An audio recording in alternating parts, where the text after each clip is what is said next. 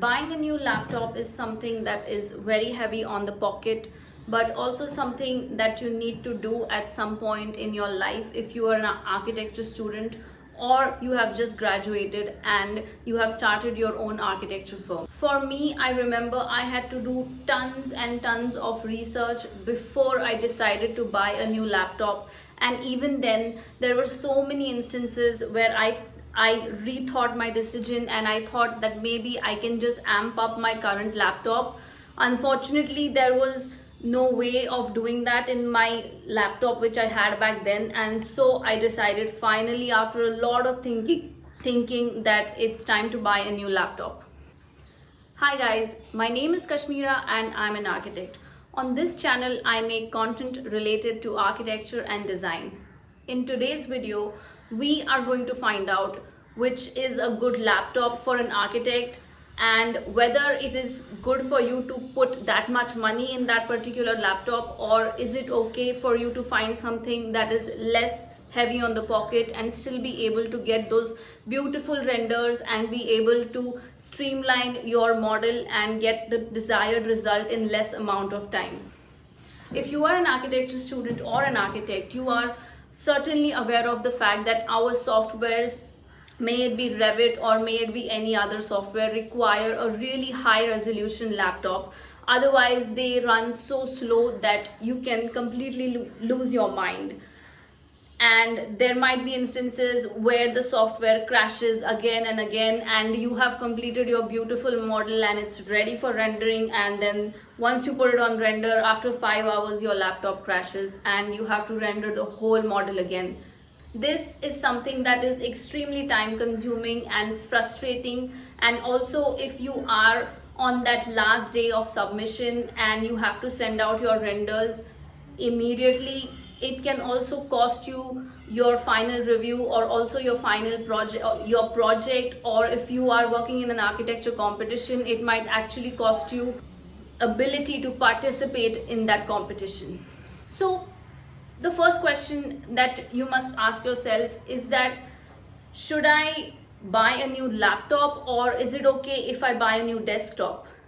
Now guys, here remember one thing: buying a desktop of the same resolution as a new laptop is going to cost you much less money. Desktops are much cheaper and they are able to produce better results faster, and they might not crash as much as your laptop. But at the same time, as you may be familiar, a laptop is something that you can carry around wherever you go, may it be school, college, may it be going to a printing shop to print your final sheets, or even if you just want to go to a cafe and work for some time. So if you are an architecture student and you don't have a really good laptop which is able to produce good results, especially if you are in third year and you have another 2 years to go for your school and your thesis is still pending, it might be a good idea to consider buying a new laptop which will help you save time and emotional frustration in the long run. Another thing that you might want to consider is if you are somebody who is just about to graduate and if you're about to join any company, and let's say they are asking you to bring your own laptop in and they are a small firm and they're not able to provide you with a desktop, they are probably going to be dependent on you in the software area, whether it be renderings or whether it be the ability to produce more amount of work in a software, let's say Revit. Because to be honest, when a fresher comes out of school, they actually know more about a software than, let's say, somebody who has been working in the industry for 15 to 20 years, because their knowledge might be outdated or they might have lost their touch with technology to an extent that they have completely forgotten how they used to use software. Another thing that you might want to consider is if you are planning on moonlighting or working on your own personal projects while working at a firm, a really good resolution laptop will be very helpful for you. Having a good size screen is something that you really would want to consider. Like, I remember I bought the Dell XPS 13 at one point, and I was I think I made the wrong decision at that point, because the size of the screen is so small that having to look at the architectural model was so difficult for me. So I would highly recommend you to get at least a 15-inch screen for your laptop, especially if you are considering to work on it 24/7. So after the XPS 13, I decided to switch to the Dell XPS 15, and it was such a great experience moving from a small inch screen to a bigger inch screen. I do realize that the XPS 15 is something that is very heavy on the pocket, but now I have been using the same laptop for the last 6 years and I have no complaints about it. And when I bought it, I was extremely stressed about buying such a heavy high-end laptop, but now when I look back, I think I made the right decision. So if having such a high resolution laptop is something that you can afford, I would highly recommend you to look for such options in the market.